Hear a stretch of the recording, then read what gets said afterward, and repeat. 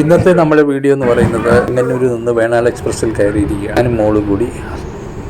ഒരു സൈനികൻ അവിടെ വന്ന് നിന്നിട്ട് ഒരു മനുഷ്യൻ പോലും ഒന്ന് എണീറ്റ് കൊടുക്കത്തില്ല. ഞങ്ങൾ 2-3 സ്റ്റേഷൻ മുമ്പേ അയാൾ അവിടെ വന്ന് നിൽക്കാൻ തുടങ്ങി. ഞങ്ങളിവിടെ ഇരിക്കുന്നുണ്ട് ഒരു സീറ്റിൽ. ഞങ്ങൾ പ്ലാൻ ചെയ്യുന്നുണ്ട്, ഞാനും മോളും ഉണ്ട്. എനിക്കൊരു സീറ്റ് ഒഴിഞ്ഞു കൊടുത്താലല്ല, പക്ഷെ അവർ സീറ്റ് ചിലപ്പോൾ അവർ വേണ്ടെന്ന് പറയും. കാരണം അവർ സാധാരണഗതിയിൽ അങ്ങനെ സംഭവിക്കാറുള്ളൂ. അവരവിടെ നിന്നങ്ങ് യാത്ര ചെയ്തേ ഉള്ളൂ. ഇതിൽ 2 പേരുണ്ടായിരുന്നു, ഒരു സൈനികർ. ഒരാൾ അപ്പുറത്ത് സൈഡിൽ പോയി നിൽക്കും. മോൾക്ക് അത്യാവശ്യമായിട്ട് ലാപ്ടോപ്പ് അപ്ഡേറ്റ് ചെയ്യാനായിട്ടും അതിൻ്റെ ഫോർമാറ്റിംഗ് ചെയ്യാനായിട്ടും അവളുടെ ഓഫീസിൽ റിപ്പോർട്ട് ചെയ്യേണ്ടതായിട്ടുണ്ടായിരുന്നു. അപ്പോൾ അങ്ങനെ ഫ്ലൈറ്റിന് പോകാനാണ് നെടുമ്പാശ്ശേരിയിൽ നിന്ന്. ഞങ്ങൾ വേണാട് എക്സ്പ്രസ്സിൽ കയറി സീറ്റ് ഓക്യുപ്പൈ ചെയ്യാനായിട്ട് നോക്കുകയാണ്. പക്ഷേ സീറ്റൊന്നും കിട്ടിയിട്ടില്ല. 2 പേര് എണീറ്റ് തരാമെന്ന് പറഞ്ഞിട്ടുണ്ട്. അവർ അടുത്ത സ്റ്റേഷനിൽ ഇറങ്ങി, തിരുവല്ലയിൽ ഇറങ്ങി. ട്രെയിനിൽ കാണാവുന്ന ചില സീനുകളുണ്ട്. ഇവിടെ ഒരു പയ്യന്, കൊച്ചു പയ്യന് കുസൃതിയാണ്. അവൻ ആ അമ്മയുടെ നെഞ്ചത്ത് കിടന്ന് വയറ്റിൻ്റെ മുകളിൽ കിടന്ന് അങ്ങ് കസർത്ത് കാണിക്കുകയാണ്, സർക്കസ് കാണിക്കുകയാണ്. ഇടയ്ക്ക് ആൾക്കാരെയൊക്കെ നോക്കുന്നുണ്ട്, എല്ലാവരും കാണുന്നുണ്ട്. ഞങ്ങൾ സിയാൽ ഇവിടെ എയർപോർട്ടിൻ്റെ അടുത്തുള്ള സ്ഥലത്തൂടിയുള്ള റെയിൽ പാളത്തിൽ നിന്നുള്ള കാഴ്ചയാണ്, ട്രെയിനിൽ നിന്നുള്ള കാഴ്ചയാണ്. അപ്പോൾ സിയാൽ എയർപോർട്ട് ഇത് നമ്മുടെ അഭിമാനമാണ് കേരളത്തിൻ്റെ. അങ്കമാലി സ്റ്റേഷനിലാണ് ഞങ്ങൾ എത്തിച്ചേർന്നു. മണിച്ചിത്രത്താഴിൻ്റെ പുതിയ വേർഷൻ, അതിൻ്റെ പരസ്യമാണ് ഈ കാണുന്നത്. എല്ലാ സ്റ്റേഷനിൽ ഇത് പല ബോഗികളിലും പല ട്രെയിനിൻ്റെ ബോഗികളിലും നമ്മൾ കണ്ടു. അപ്പോൾ മുകളിലേക്ക് കയറി ഫ്ലൈ ഓവർ അപ്പുറത്ത് പോകണം. അവിടുന്ന് നമ്മൾ എയർപോർട്ടിലേക്കുള്ള ടാക്സി പിടിക്കാമെന്ന് വിചാരിച്ചായിരുന്നു. ടൈം വരുന്നതുകൊണ്ട് വലിയ പിടിയില്ല ഇങ്ങനെയുള്ള ഒരു യാത്ര. നമ്മൾ സാധാരണ കാറിലൊക്കെ ആയിരിക്കും പൊയ്ക്കൊണ്ടിരുന്നത്. ഇപ്രാവശ്യം അതൊന്ന് ഒഴിവാക്കി നേരെ ഇങ്ങനെ വന്നതാണ്. അപ്പോൾ നമ്മൾ അങ്ങോട്ട് ടാക്സി പിടിച്ചു. 210 രൂപ. ടാക്സി എന്ന് പറഞ്ഞാൽ ഇത് ഓട്ടോറിക്ഷ. അപ്പോൾ 210 രൂപയാണ് അവർ നേരത്തെ ഫിക്സ് റേറ്റാണ്, മീറ്ററിലല്ല ഓടുന്നത്. അപ്പോൾ അതൊരു അപകടമായിട്ട് എനിക്ക് തോന്നി. എങ്കിലും സാരമില്ല, ഇത്ര ദൂരമുണ്ട്. അവർ ഷോർട്ട് കട്ടൊക്കെ പിടിച്ച് അവിടെ കൊണ്ടെത്തിക്കും. എത്തിയപ്പോൾ കാണുന്ന കാഴ്ച സിയാൽ എയർപോർട്ടിൻ്റെ വിശാലമായ, ഒത്തിരി ഏക്കർ സ്ഥലമാണ് ഈ സിയാൽ എയർപോർട്ട് എന്ന് പറയുന്നത്. ഇത് ഒരു കമ്പൈൻഡായിട്ട് ധാരാളം ആൾക്കാരുടെ ഷെയർ ഹോൾഡേഴ്സായിട്ടുണ്ട് ഈ സിയാൽ എയർപോർട്ടിൽ നിന്നാണ് അറിയുന്നത്. അതുകൊണ്ട് ഇതൊരു പ്രൈവറ്റ് ലിമിറ്റഡ് കമ്പനിയാണ്, അങ്ങനെ തന്നെയാണ് അത് പ്രവർത്തിക്കുന്നത്. അപ്പോൾ അതുകൊണ്ട് ഇങ്ങനെയൊക്കെയുള്ള കാര്യങ്ങളൊക്കെ അവിടെ നടക്കും. എയർപോർട്ടിൻ്റെ വെളിയിൽ നിന്നുള്ള വ്യൂ ആണ്. അപ്പം എല്ലാം നല്ല ഭംഗിയായിട്ടുള്ള അറേഞ്ച്മെൻറ്റ്സ് ഒക്കെ ഇവിടെ ഉണ്ട്. ഇവിടെ നിന്നാൽ നല്ല കാറ്റ് കിട്ടുന്ന ഒരു സ്ഥലമാണ്. അവിടെ ബാഗ് വെച്ചപ്പോൾ വേറൊരു സംഭവം ഇവിടെ നടന്നു. ഇവരെ പരിചയപ്പെടുത്താം. ഇവരെല്ലാം യൂണിസെഫിൻ്റെ പറഞ്ഞു ഒഫീഷ്യൽ ഫണ്ട് റൈസേഴ്സ് ആണ്. We are official fundraisers of UNICEF. Okay. So currently we got an opportunity to work on the Cochin International Airport. And we meet Jaykrishna sir and her daughter, and they were so supportive. They supported for a baby support. We're really happy. They are so nice people and they interacted and treated us. പേര് പറഞ്ഞ് പരിചയപ്പെടുത്താൻ പറഞ്ഞിട്ട് അവർ പറഞ്ഞില്ല പേര്. അതായത് identity അവർക്ക് വെളിപ്പെടുത്താൻ പറ്റത്തില്ലെന്നൊരു കാര്യം അവർ പറഞ്ഞു. അതെനിക്ക് ഇഷ്ടപ്പെട്ടിട്ടില്ല. എന്നാലും ഈ ഒരു ലീഫ്ലെറ്റ് അവർ തന്നാണ്. ഈ പിള്ളേർ ഇതിൻ്റെ യൂണിസെഫിൻ്റെ ഫണ്ട് റൈസിന് വേണ്ടിയിട്ട് വന്ന പിള്ളേർ അവർ തന്നാണ്. അപ്പോൾ അത് നമുക്ക് ഈ പിള്ളേർക്ക് എന്തോ സംഭാവനയും കൊടുക്കാം. അത് അവർ പറയുന്നത് 10 രൂപ തൊട്ട് എത്ര രൂപ വേണമെങ്കിലും കൊടുക്കാമെന്നാണ് പറയുന്നത്. അപ്പം മോൾ 500 രൂപ സംഭാവനയായിട്ട് കൊടുത്തു.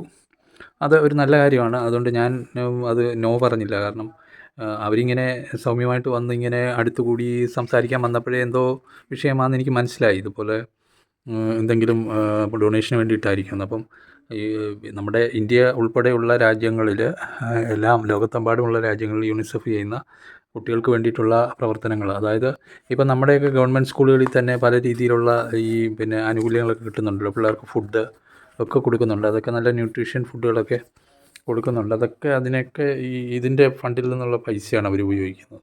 അപ്പം നമ്മൾ ഇത് കൊടുത്ത് ഡൽഹിയിൽ നിന്നുള്ള ഇതിൻ്റെ യൂണിസെഫിൻ്റെ അഡ്രസ്സാണ്. അപ്പോൾ ഇവർ അതിൻ്റെ ഒഫീഷ്യൽ ഫണ്ട് റൈസേഴ്സ് എന്ന പേരിലാണ് അവർ നമ്മളെ ഇൻട്രൊഡ്യൂസ് ചെയ്തത്, കേട്ടല്ലോ. അപ്പോൾ അതാണ്. അപ്പോൾ എന്തായാലും അങ്ങനെ അത് കഴിഞ്ഞു.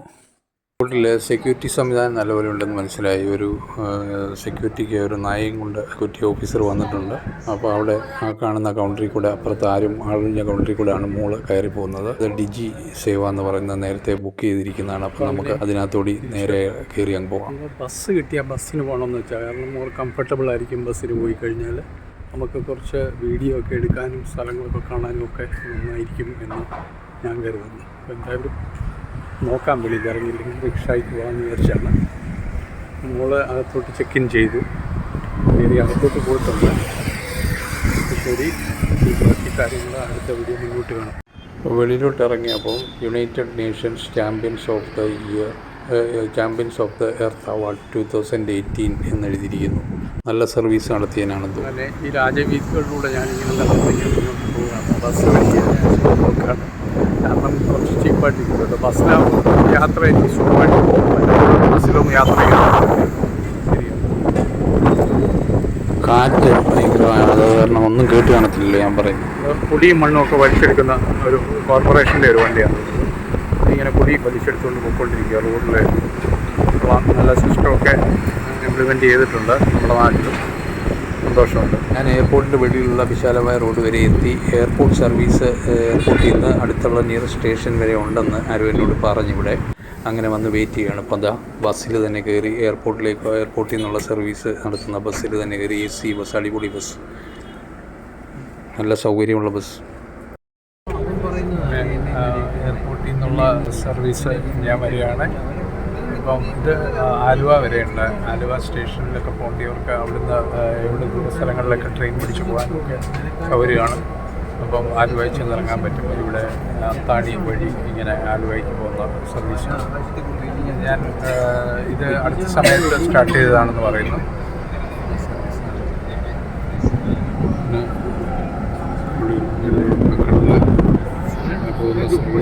നല്ല കംഫർട്ടബിൾ ജേർണിയാണ് ഇതിൽ, കാരണം AC ബസ്സാണ്, കണ്ടില്ലേ കറക്കരിക്കുന്നത്. ബസ് കൊണ്ട് സ്റ്റേഷൻ അടുത്ത് നിർത്തിയിരിക്കുകയാണ്. എല്ലാം ഇറങ്ങാൻ തുടങ്ങുകയാണ്. ഇപ്പോൾ വെളിയിൽ അപ്പോഴത്തേക്ക് ബസ് കാത്ത് നിൽക്കുന്നുണ്ട് കുറേ പേര്. ഈ ബസ്സിൽ തിരിച്ച് എയർപോർട്ട് സൈഡിലോട്ട് പോകാനാണെന്ന് തോന്നുന്നു, എയർപോർട്ടിലേക്ക് പോകാനുള്ളവരാണെന്ന് തോന്നുന്നു. എന്തായാലും ഈ ബസ് കൊള്ളാമായിരുന്നു കേട്ടോ. അപ്പോൾ തന്നെ വരുന്നവരെ ശ്രദ്ധിക്കുക. ഈ ബസ്സിനെ കുറിച്ചുള്ള ഡീറ്റെയിൽസ് അറിയാൻ ഞാൻ പറഞ്ഞുതരാം. നല്ല സർവീസായിരുന്നു, എല്ലാവരും കാര്യമാണ്. അപ്പം ഈ സർവീസ് ഫ്രീ അല്ല, എത്രയാണ് ചാർജ് എന്ന് നോക്കാം.